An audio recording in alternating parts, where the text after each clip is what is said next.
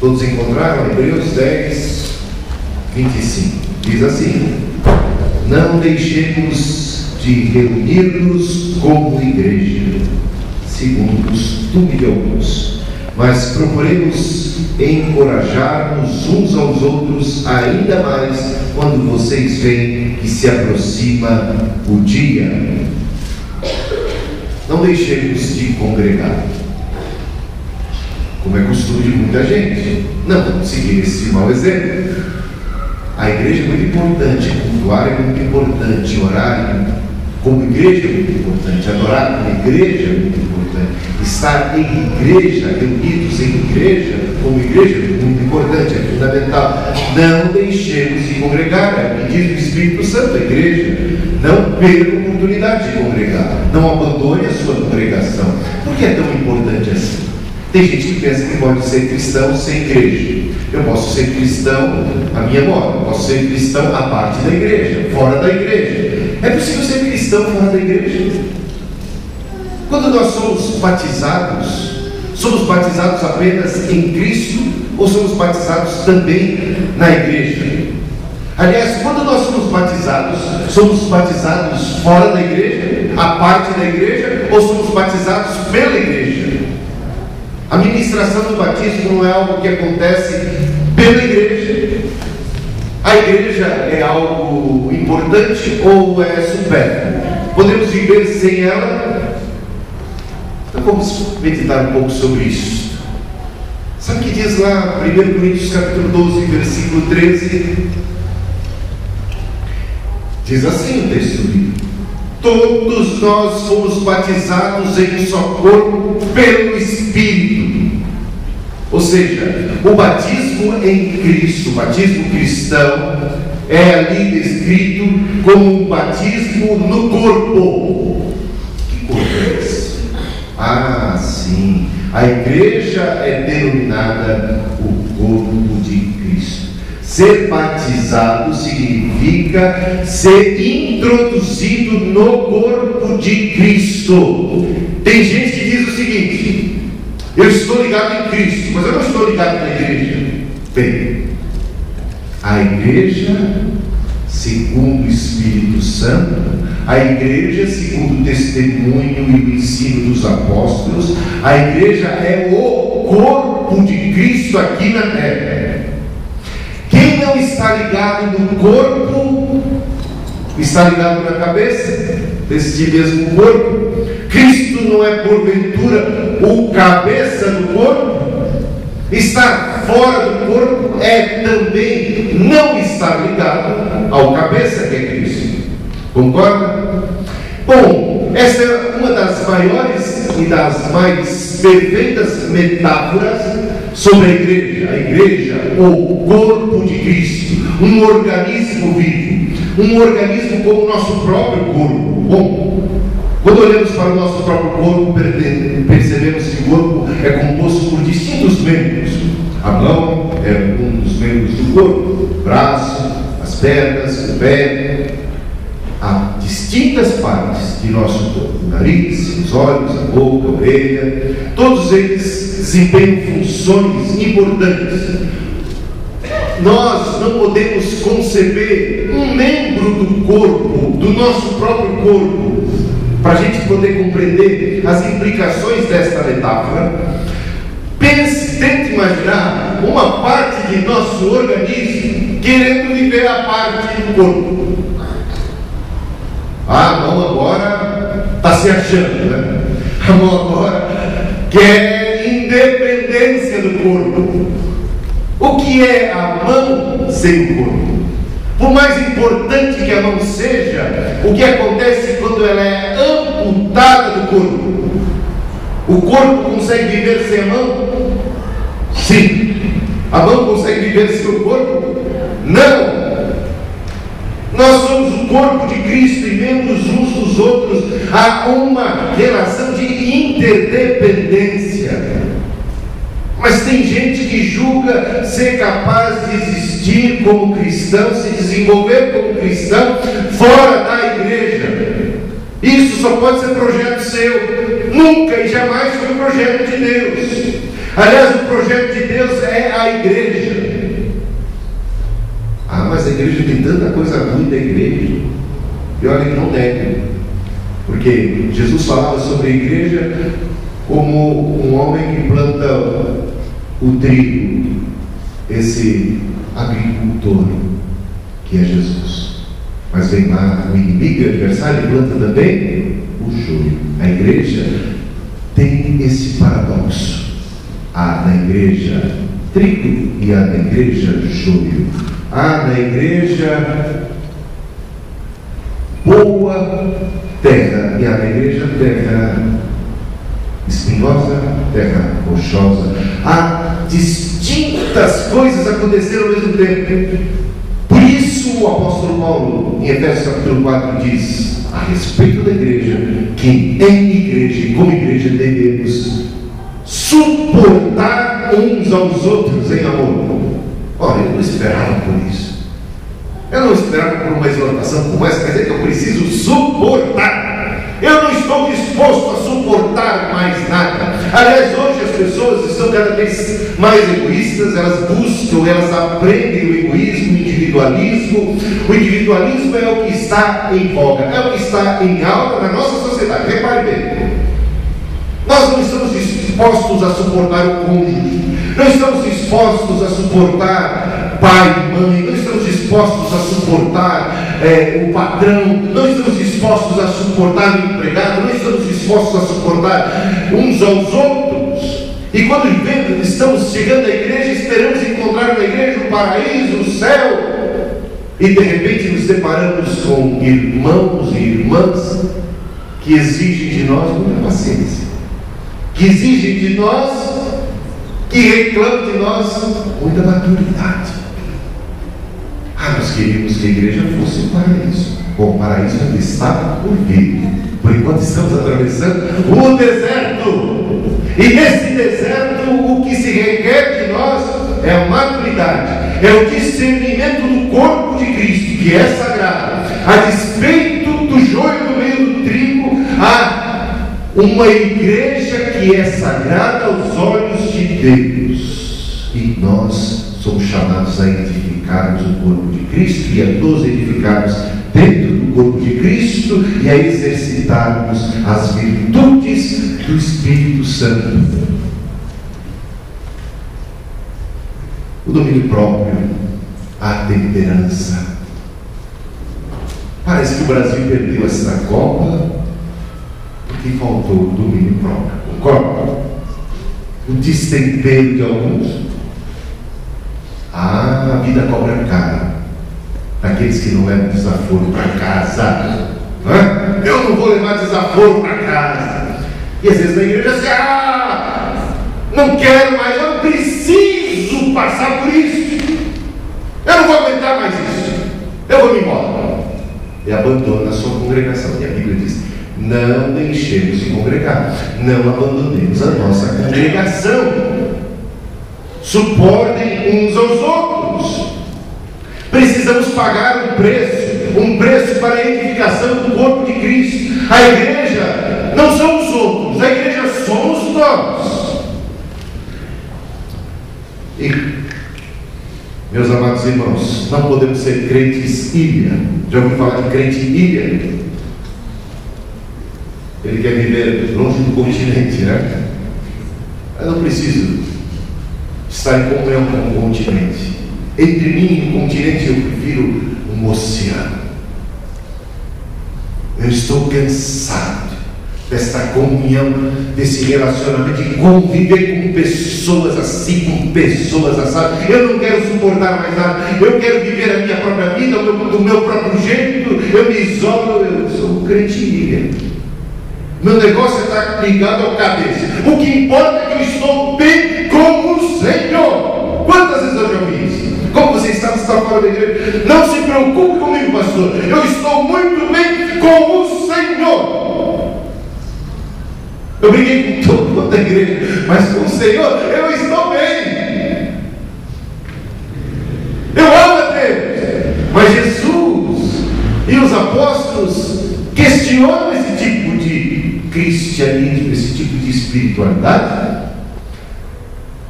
João diz assim: como é que você pode dizer que ama a Deus a quem você não vê, quando você é incapaz de amar ao próximo a quem você vê? Provamos o nosso amor a Deus quando amamos o próximo. Amém? É aí que está. Eu amo a Deus, eu estou de bem com Deus, mas não olho na cara do irmão.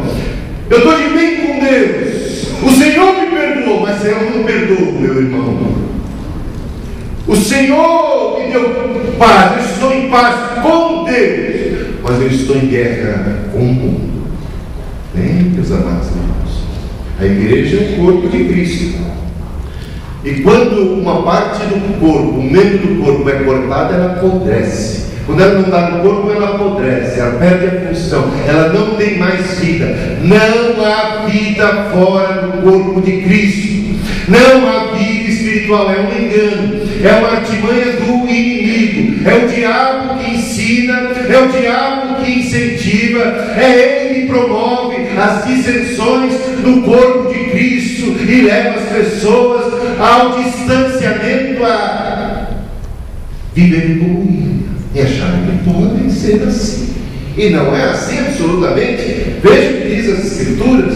Aliás, Deus é Pai, Deus é Filho e Deus é Espírito Santo desde a eternidade. Assim é Deus, o nosso Pai, o nosso Deus. Ele é plural, Ele é um, ao mesmo tempo Ele é três, Ele é triuno. E essa comunhão tão excepcional que existe na Trindade é para nós o protótipo dos nossos relacionamentos.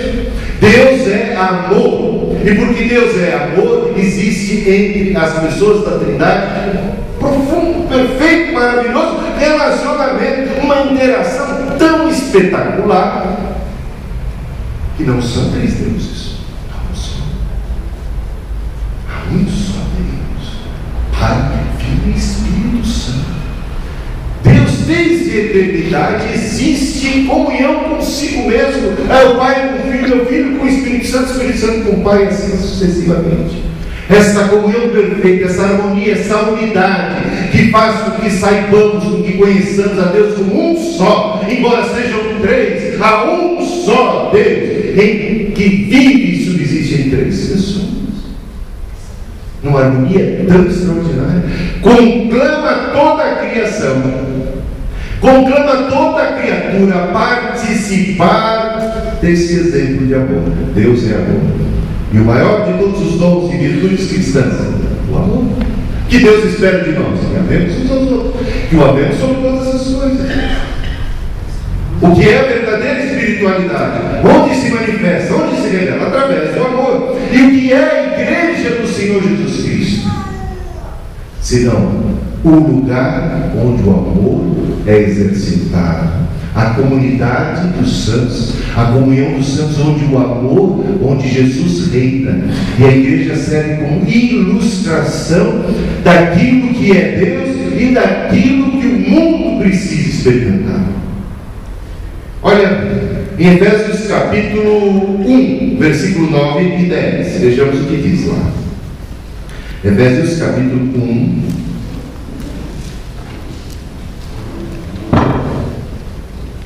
versículos 9 e 10.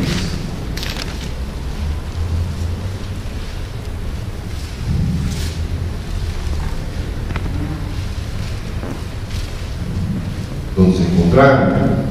Efésios 1, veja o versículo 9.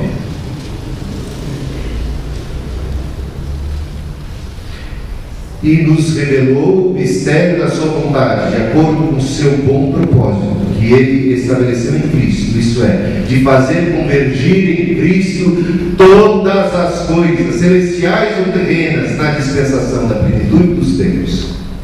Nele fomos também escolhidos, tendo sido predestinados conforme o plano daquele que faz todas as coisas segundo o propósito de sua vontade.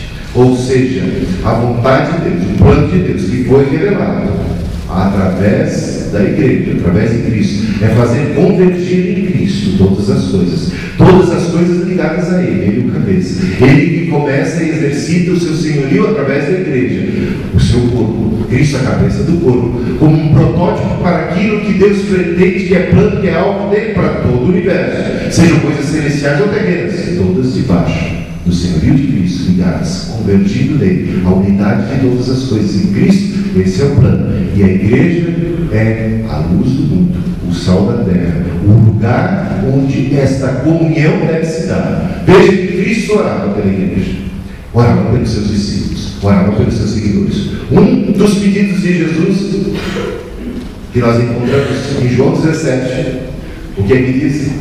Lembra? Oro para que eles sejam um. Oro para que eles sejam um. Esse é o propósito, a unidade. E vejam, através da unidade de Jesus é que o mundo crerá. A conversão do mundo passa pela unidade da igreja. Oro para que eles sejam um, a fim de que o mundo creia. Gente, o mundo está cansado de blá blá blá evangélico, está cansado da pregação evangélica, está cansado de ouvir. O mundo converter-se-á quando ele não apenas estiver ouvindo, mas ele estiver testificando, estiver vendo o amor de Deus derramado nos corações dos crentes. Olha como os crentes se amam e se respeitam, olha como eles lidam nos seus conflitos, olha como eles resolvem suas questões, olha como eles são exemplos para o mundo de ministradores da paz e da unidade. Como resolvemos nossos conflitos conjugais? Como resolvemos os nossos conflitos familiares? Como resolvemos os nossos conflitos internos? Como lidamos com os nossos amigos? Como lidamos com todas as esferas da vida, da nossa sociedade? O mundo está de olho em nós. E Jesus orava: ora para que eles sejam um. Ó Pai, faz com que eles sejam um, assim como nós somos um. Na verdade, como modelo da unidade da igreja, a fim de que o mundo creia e esse mundo venha participar dessa unidade. O mundo anseia pela paz, o mundo anseia pelo amor, o mundo quer, aspira, suspira, suplica por alguma coisa verdadeira, e essa coisa verdadeira Deus opera pelo seu Espírito Santo e precisa ser vista, manifestada em nós, meus amados irmãos. Esse é o propósito eterno. A igreja deve servir como ilustração da unidade futura. E qual é essa natureza? Além da metáfora do corpo, temos também a metáfora do templo. O templo que no Antigo Testamento era um edifício, lembram? No Antigo Testamento o templo é edifício sagrado, onde tem o Santo dos Santos, que é muito venerado, que é um lugar assim santíssimo, que é um lugar da adoração. No Novo Testamento o templo recebe novos contornos. No Novo Testamento nós vemos que aquele templo do Antigo Testamento era uma metáfora viva, verdadeira e histórica daquilo que é o propósito de Deus para a sua igreja. A igreja é um templo de Deus. Nós somos chamados templo de Deus. Aliás, Estevão, momentos antes de ser apedrejado, ele disse a seguinte frase: Deus não habita em templos construídos por mãos humanas. E o apóstolo Paulo diz: vós sois o templo de Deus. Templo de Deus. Irmãos, a igreja é sagrada, a semelhança do templo do Antigo Testamento, que era sagrado.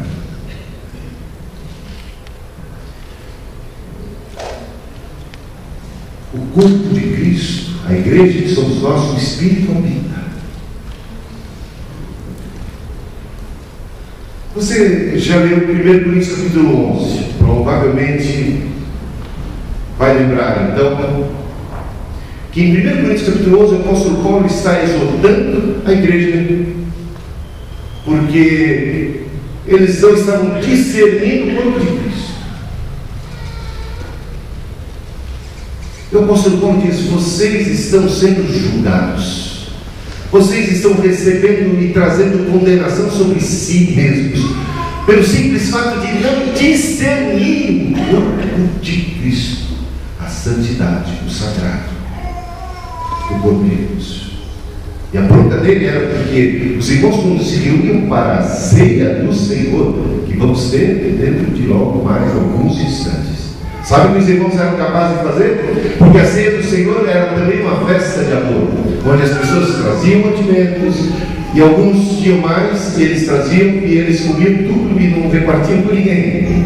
E alguns tinham menos e ficavam com fome. A ceia era um lugar, estava sendo motivo de discriminação social. A ceia do Senhor estava sendo lugar para o exercício do egoísmo, do individualismo. E diz o apóstolo Paulo: olha, vocês não estão discernindo o corpo de Cristo, o templo de Deus, o sagrado, e por isso há juízo de Deus sobre muitos. Há muitos que já morreram, passaram dessa para outra. Isso acontece hoje em dia. Meus amados irmãos, de Deus não se zomba. Que homem plantar, vai colher. Lembro com aqueles que mentiram na igreja, fizeram uma de bom e de generosos, quando eles não eram tão generosos assim, e mentiam. Ananias e Safira tombaram no mesmo dia de culto dentro da igreja. Era difícil ser dentro da igreja naquela época, hein, meus amados irmãos? Hoje a gente acha que essas coisas não acontecem nos nossos dias. Gente, Deus continua zeloso pela sua igreja. Jesus é zeloso pelo templo. Jesus entra e quando ele vê coisas erradas no templo, ele expulsa, ele purifica, ele usa a sua autoridade. Ele continua a purificar o templo de Deus nos dias de hoje. Certamente eu teria muitos testemunhos para dar nesse sentido, mas envolveria pessoas que talvez muitos conhecessem, que brincaram na casa de Deus, que brincaram com as coisas de Deus, que não foram reverentes, que não tiveram temor devido, e acharam: o pastor não vai ver, ninguém sabe o que eu tramo, o que eu aprovo, o que eu faço. Mas Deus sabe, e Deus cuida da sua igreja. Meus amados irmãos, a árvore também é uma outra metáfora da igreja. Jesus diz assim: eu sou a videira verdadeira, meu pai é o agricultor, vós sois os ramos que estão em mim, se eles não vierem dar frutos, são cortados e lançados fora. Irmãos, os ramos, não pode existir ramo fora do corpo. Fora do corpo, o ramo perde a sua função, ele acaba morrendo, ele não é capaz de dar frutos. A importância da unidade da igreja, a importância do amor. Irmãos, quando nós oramos, tem gente que fala assim: basta orar, é um Deus é que importa. Só que a oração que Jesus ensinou os discípulos é uma oração coletiva, repare bem, não é uma oração para ser feita individualmente. Ninguém deveria jamais orar o Pai Nosso sozinho. Já seria um contrassenso. Teria que orar o Pai meu e teria que pedir pelo pão meu, segundo esse sistema de coisas, segundo o individualismo que impera nos dias de hoje. Mas Jesus ensinou a sua igreja a orar: Pai Nosso, a buscar o pão nosso de cada dia. Paulo ora em Efésios capítulo 4, versículo 4 a 6, e ele destaca 7 unidades. Há um só corpo, um só Espírito, uma só esperança, um só Senhor, uma só fé, um só batismo e um só Deus e Pai de todos. Olha a unidade aí. Suportai-vos uns aos outros no temor do Senhor. Fomos batizados com o corpo, devemos suportar uns aos outros. O que acontece quando nós nos reunimos, meus amados irmãos? Diz o Salmo 113.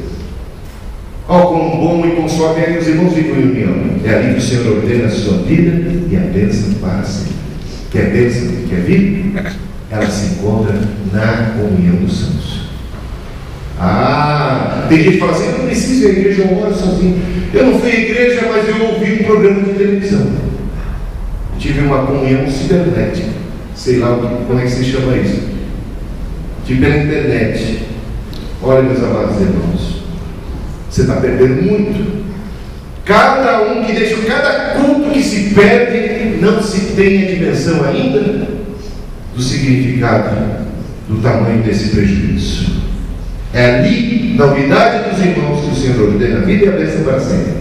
A edificação do corpo também se dá através da igreja. A edificação de cada um de nós se dá no corpo de Cristo. Os dons são derramados sobre a igreja para que uns ministrem aos outros a graça em outra pessoa que não é a que eu tenho. Eu tenho o que o outro tem e o outro precisa do que eu tenho, do que Deus me concedeu. E juntos formamos o corpo e o Espírito se manifesta e bênçãos de graça são ministradas e a edificação. O Senhor nos fala através de outras pessoas. Tem gente que eu não preciso que ninguém me fale, eu não preciso que o pastor me fale, eu não preciso que ninguém me diga. Eu busco a Deus, eu ouço a Deus, Deus fala comigo diretamente. Meus amados irmãos, vai cair no cavalo. Esse individualismo, Deus põe por terra, porque o Senhor, Ele não patrocina o individualismo.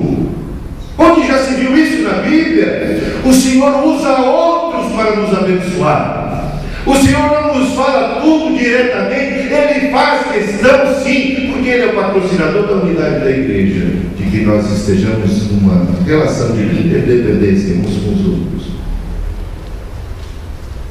Deus nos fala através de nossos irmãos. A palavra de sabedoria não vem diretamente a mim todas as vezes, muitas vezes vem através do meu irmão, da minha irmã, de pessoas às vezes mais simples, com menos conhecimento bíblico, mas é usado por Deus para ministrar a minha vida. Irmãos, não despreze o que o Senhor opera no seio da igreja. Os dons derramados, as graças e a oração do irmão. A oração de um justo pode muito em seus efeitos. É na igreja que aqueles que estão doentes devem se apresentar diante dos presbíteros para receberem uma oração com imposição de mãos e unção com óleo para serem curados. A cura que só acontecerá dentro da igreja, porque o Senhor assim quer, porque Ele é o Pai da igreja, porque Ele ama a igreja e quer que nós sejamos engajados dentro dela. Há bênçãos que só são ministradas dentro da igreja. Há irmãos hoje que testemunharam no início desse culto, quantas bênçãos têm recebido e reconhecem que isso é produto da oração dos irmãos em reuniões de oração de quarta-feira. Eu acho as reuniões de quarta-feira insubstituíveis. Eu venho no domingo. As de quarta ou dos grupos pequenos são insubstituíveis. Por quê? Porque algo acontece em uma reunião de pequeno grupo que é quase difícil ou impossível de acontecer em uma reunião de um grupo maior. A reunião de um grupo maior tem um determinado propósito. A de um grupo pequeno tem pouco. Irmãos, a igreja que está se reunindo de quarta-feira, há mais aconchego lá do que aqui, no domingo à noite. Todos conhecem os nomes uns dos outros. Eu pergunto, por exemplo, alguém aqui hoje, você não sabe o nome? Como é que você pode aceitar isso? Não conhecer a cada um que aqui está. Que esforço você faz para acolher os seus irmãos, para acolher aqueles que se achegam? Qual é o seu trabalho? Você tem orado para aqueles que chegam na igreja? A igreja tem sido uma igreja acolhedora. Bom, eu não sei de domingo, mas de quarta tem sido. De quarta tem chá. De quarta as pessoas sabem os nomes umas das outras. De quarta carregamos os fardos uns dos outros. Porque ali se reúne 20, ou pouco mais que isso. Diferente. E os visitantes, olha, eu reparo o seguinte: tem mais visitante vindo de quarta-feira do que de domingo. Eu estou falando uma besteira? Quem vem de quarta-feira reconhece isso? Tem mais visitante vindo de quarta, e os que vêm de quarta não ficam. Às vezes os que vêm de domingo não ficam. Eu pergunto por quê? Às vezes falta aquele aconchego do grupo pequeno, aquela igreja que abraça, que acolhe, que vai atrás, que se importa, que ora, que carrega, que chora. Irmãos, isso é insubstituível. E devemos desenvolver aquilo que está acontecendo quarta, passar a acontecer no domingo, nos grupos pequenos, numa esfera. Ninguém segura uma igreja onde o amor impera. Ela come todas as portas. Onde 2 ou mais estiverem reunidos no meu nome, Jesus disse ali, eu estarei. Mas ele não está comigo quando eu estou sozinho. Certamente está. Mas está numa dimensão bem diferente daquela quando nós nos encontramos como igreja do Senhor. Igreja somos nós, a reunião dos fiéis, a comunhão dos santos. Como diz o credo apostólico, a comunhão dos santos. Ali eu estarei, está de um modo especial, se manifesta de um modo especial. Irmãos, quando nós marcamos o horário de culto, Deus coloca na sua agenda até o horário. Coloca lá.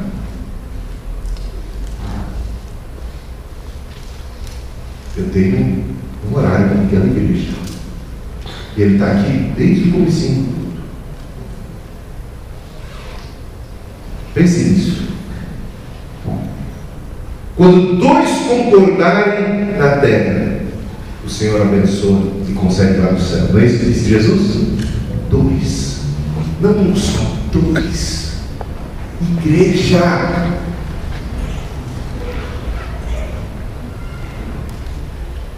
E em termos de missão, Jesus enviou de um em um para fazer missão? Jamais. Jesus os enviava de 2 em 2. Nunca um só. Sempre em grupo. E os termos, e quantas vezes aparecem no Novo Testamento, nas epístolas? Uns aos outros. Uns aos outros. Gente, a edificação do corpo de Cristo se dá nesse uns aos outros, ministrando uns aos outros. Aliás, a plenitude do Espírito se dá através do falar entre vós, em salmos, em hinos e cantos espirituais, uns aos outros. A oração coletiva do Pai Nosso, alegrai-vos com os que se alegram, chorai com os que choram. Não podemos batizar a nós mesmos, não podemos ministrar a ceia para nós mesmos, tomar ceia sozinho é um contrassenso. Sem a celebração do corpo, é o lugar onde nós discernimos o corpo de Cristo. A unidade da igreja é a chave para a missão, e é só através dela que o mundo vai poder se converter. Desprezar o corpo de Cristo é desprezar a cabeça do corpo. Não deixemos, portanto, de congregar. Devemos buscar a comunhão, devemos priorizar os nossos encontros, devemos priorizar a igreja, porque a igreja é do Senhor. Ela foi instituída por Deus. A igreja primitiva se reunia diariamente e perseverava unânimes na doutrina dos apóstolos, do partir do pão, e todos os dias estamos reunidos. Devemos amar, perdoar, suportar, ministrar, promover a unidade do corpo de Cristo, a paz, o amor, e que haja, no que depender de nós, a paz com todos. Devemos nos tornar então uma comunidade acolhedora, um testemunho de que aqui, nesse lugar, aqui entre nós, o Senhor Jesus Cristo reina. Amém? Palavra do Senhor para nós, para a sua igreja, que é santa, que é maravilhosa, e que Ele trabalha para santificá-la, para abençoá-la, porque ela é modelo para o mundo inteiro. Amém?